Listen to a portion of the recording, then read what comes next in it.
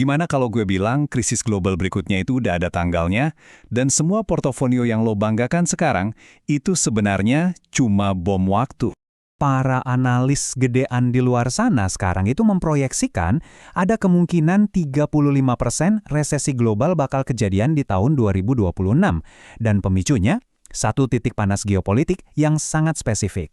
Oke, kita bedah skenarionya ya. Bayangin, konflik militer pecah di Selat Hormuz. Jalur ini penting banget, 20% pasokan minyak dunia lewat sini. Tiba-tiba, jalur ini lumpuh total. Apa yang terjadi? Harga energi meroket gila-gilaan dan kepanikan menyebar ke seluruh pasar global. Nah, ini nih kebenaran yang pahit banget. Pas kepanikan total melanda, semua aset, mau itu saham, obligasi, bahkan kripto yang katanya beda, tiba-tiba semuanya gerak barengan ke satu arah, anjlok. Istilah kerennya, korelasinya jadi satu. Artinya, semuanya hancur lebur barengan, nggak ada tempat buat sembunyi. Dan di tengah kekacauan kayak gini, kita harus bilang, selamat tinggal buat strategi investasi tradisional, portofolio 60/40. Logika lamanya kan, obligasi bakal ngelindungin pas saham jatuh.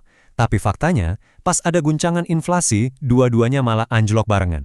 Yang lebih parah lagi, alokasi 60% lo di saham itu ternyata nyumbang lebih dari 90% dari total risiko portofolio lo. Ini ilusi keamanan total. Mungkin lo mikir, gua aman lah. Kan udah diversifikasi ke kripto, saham, sama emas. Nah, disinilah letak jebakan paling umum yang bakal kita bongkar sekarang juga. Coba deh, lihat ini. Kelihatannya seimbang banget kan? Cantik gitu. 20% di sini, 20% di situ, rata semua. Inilah yang namanya diversifikasi naif. Kelihatannya pinter, tapi secara matematis ini adalah bom waktu. Dan jeng-jeng, ini realitanya. Walaupun modal lo kebagi rata, lebih dari 80% risiko di portofolio lo itu asalnya murni dari aset kripto lo yang goyangannya kenceng itu. Ini pukulan telat, alokasi modal lo itu bohongin lo soal di mana letak risiko sebenarnya. Artinya apa? Gini, ini penting banget.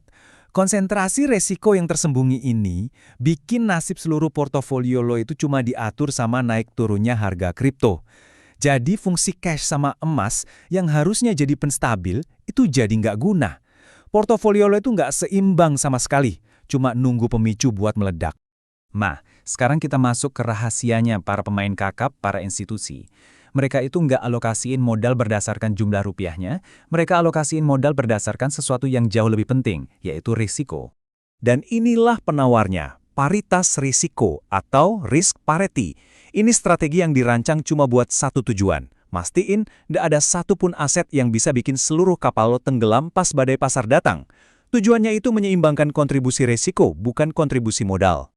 Logikanya simpel banget, serius. Aset yang goyangannya kencang, kayak altcoin, ya kasih duitnya dikit aja.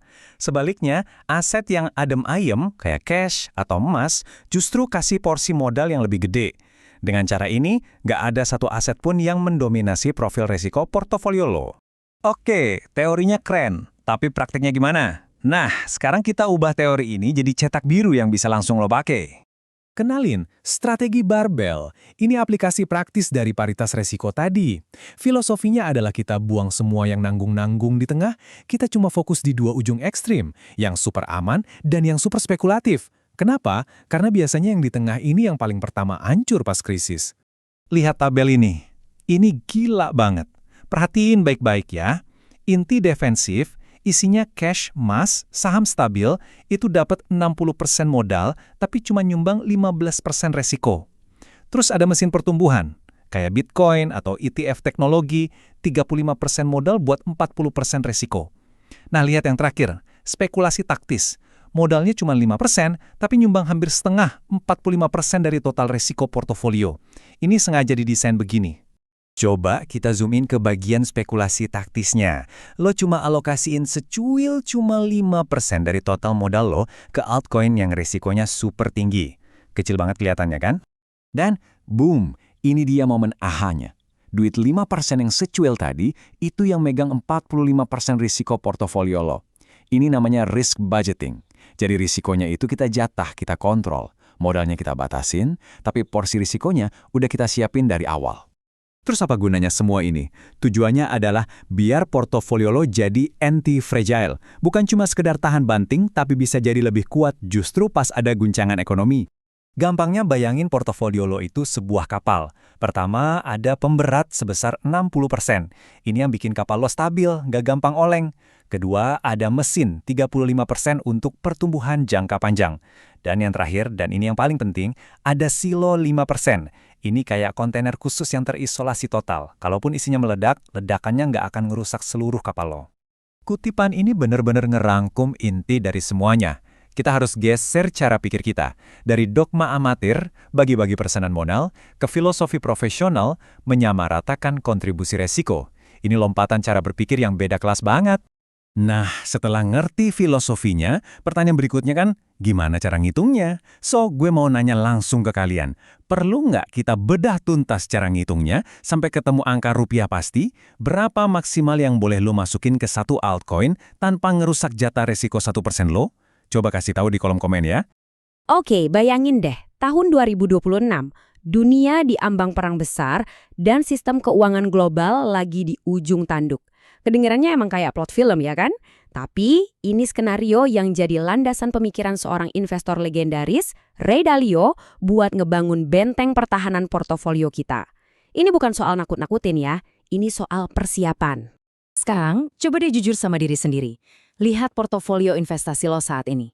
Kalau besok pagi kita bangun dan dunia tiba-tiba dihadapkan sama perang dunia baru yang dipicu krisis utang masif, aset-aset lo itu bakal jadi pelampung atau malah jadi batu pemberat yang nenggelemin semua jerih payah lo. Ini pertanyaan penting yang harus kita jawab. Semua ini berawal dari angka yang gila banget. 37 triliun dolar. Ini bukan total kekayaan semua orang di dunia, bukan. Ini adalah prediksi utang nasional Amerika Serikat di tahun 2026. Angka yang saking gedenya susah banget buat dibayangin. Dan angka inilah yang jadi bahan bakar utama buat bom waktu finansial global yang siap meledak. Kenapa sih utang segitu bahaya? Karena ini nyiptain apa yang disebut Ray Dalio sebagai debt doom loop atau lingkaran setan utang. Gini cara kerjanya. Simple aja. Pemerintah AS belanjanya jor-joran, 40% lebih banyak dari pendapatannya. Buat nutupin bolongnya, mereka nerbitin surat utang gede-gedean. Tapi karena kebanyakan, investor global jadi males beli. Nah, satu-satunya jalan keluar, Bank Sentral AS, The Fed, terpaksa nyetak duit buat ngebeli utang itu sendiri. Hasilnya, nilai dolar anjlok, inflasi meroket. Lingkaran setan yang gak ada habisnya. Dan pas ekonomi lagi rapuh-rapuhnya gini, datanglah pemicunya. Sebuah percikan api geopolitik, perang di Selat Hormuz pada Maret 2026. Kenapa ini penting banget? Karena hampir 1/5 pasokan minyak dunia itu lewat sini. Begitu jalur ini lumpuh, harga energi global langsung meledak. Inflasi yang tadinya udah tinggi, sekarang jadi nggak terkendali. Nah, gabungan dari debt doom loop dan perang inilah yang nyiptain sebuah badai sempurna finansial, stagflasi. Ini adalah mimpi terburuk buat setiap investor, di mana inflasi menggila sementara ekonomi malah anjlok. Dan di tengah badai sempurna inilah, strategi investasi andalan selama puluhan tahun, yaitu portofolio 60/40, 60% saham dan 40% obligasi, gagal total. Biasanya kan kalau saham anjlok, obligasi naik, jadi seimbang. Tapi dalam skenario stagflasi, dua-duanya anjlok barengan. Saham hancur karena ekonomi lesu, obligasi hancur karena inflasi ngegerus nilainya. Strategi yang tadinya kita anggap sekoci penyelamat, ternyata malah bocor di tengah lautan badai. Jelas, kita butuh pendekatan yang benar-benar baru. Kita butuh sebuah bahtera. Ini dia cacat fatal dari portofolio 60/40. Di atas kertas, alokasi modalnya kelihatan seimbang kan? Tapi kalau kita bedah alokasi resikonya, ceritanya beda banget. Karena saham itu 3 kali lebih volatil daripada obligasi, lebih dari 90% resiko portofolio kita itu sebenarnya datang dari saham. Jadi ini bukan portofolio seimbang, ini portofolio saham yang lagi nyamar.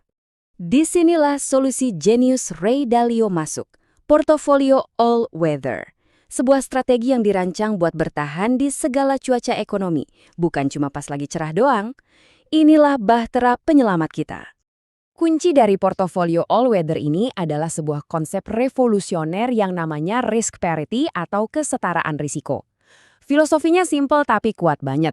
Jangan seimbangin modal lo, tapi seimbangin risikonya. Jadi, bukannya bagi duit 60-40, Dalio justru membagi risiko dari setiap aset secara merata. Ini mengubah segalanya. Gimana cara kerjanya? Gini, Dalio itu ngebagi masa depan ekonomi ke dalam 4 musim, berdasarkan 2 hal, pertumbuhan dan inflasi. Nah, portofolio all-weather ini dirancang buat punya senjata yang pas buat setiap musimnya. Pas pertumbuhan naik, saham dan komoditas yang jadi jagoan. Pas pertumbuhan turun, obligasi jadi pahlawan. Pas inflasi naik, emas dan komoditas jadi benteng pertahanan. Dan pas inflasi turun, saham dan obligasi balik bersinar lagi. Jadi, portofolio ini nggak lagi bertaruh pada satu skenario, tapi siap buat skenario apapun. Dulu, strategi canggih kayak gini cuma bisa diakses sama institusi-institusi raksasa. Tapi sekarang, Bridgewater Associates ngeluncurin sebuah ETF atau reksadana yang diperdagangin di bursa. Namanya All-W. Ini adalah demokratisasi dari strategi all-weather. Sekarang kita semua bisa beli bahtera penyelamat ini cuma dengan beberapa klik aja.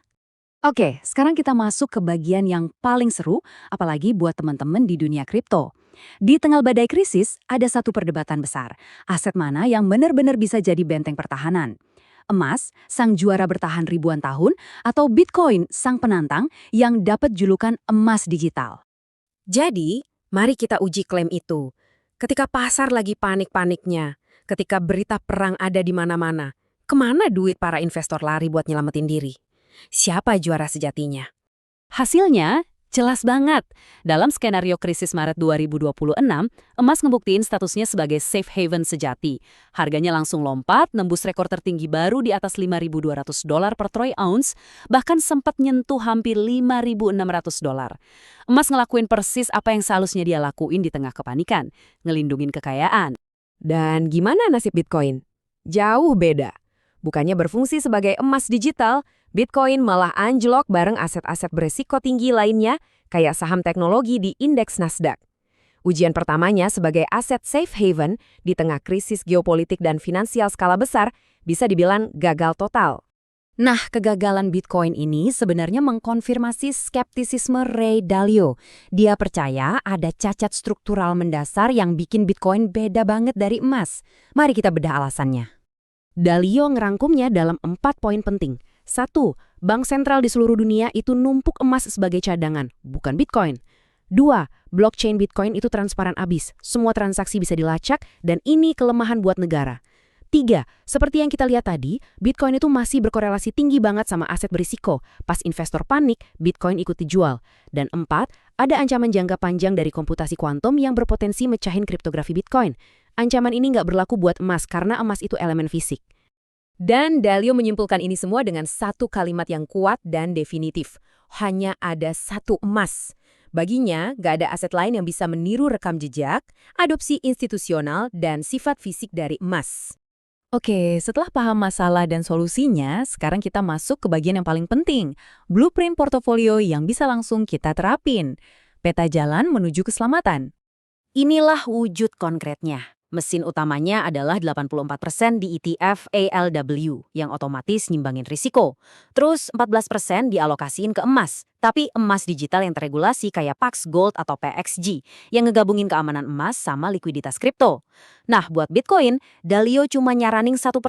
Kenapa? Anggap aja ini tiket lotre. Kalau nilainya jadi 0, lo cuma kehilangan 1%. Tapi kalau ternyata Bitcoin to the moon, keuntungan dari 1% itu udah lumayan banget. Terakhir, 1% dalam bentuk kas buat likuiditas. Inilah arsitektur portofolio yang seimbang dan kuat. Jadi intinya begini, krisis finansial berikutnya itu bukan lagi pertanyaan apakah akan terjadi, tapi kapan. Pertanyaannya sekarang balik lagi ke lo. Apakah portofolio yang lo punya saat ini udah dirancang buat jadi bahtera yang bakal ngelindungin lo ngelewatin badai? Atau jangan-jangan ia malah bakal jadi batu pemberat yang nyeret lo ke dasar? Coba pikirin, dan ayo kita diskusi di kolom komentar.